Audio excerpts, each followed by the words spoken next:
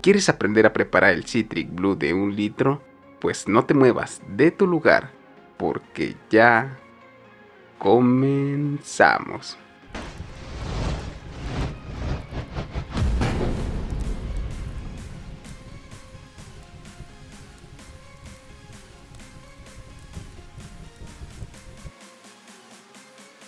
Iniciemos colocando dentro del vaso 2 mandarinas. Agregamos media onza de jarabe natural.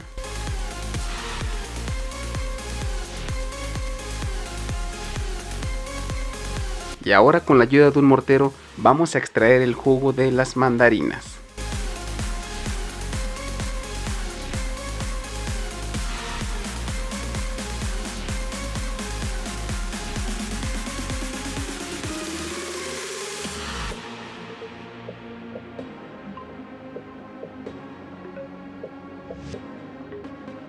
Agregamos hielos.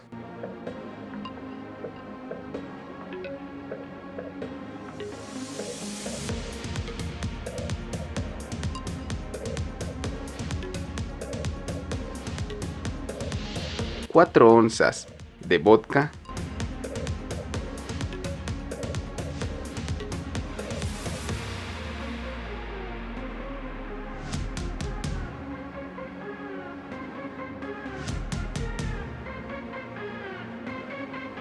Refresco de lima limón hasta 3/4 del vaso.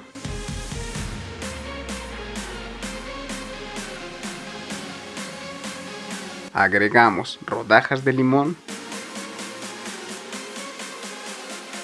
Y terminamos de llenar el vaso con Powerade de mora azul.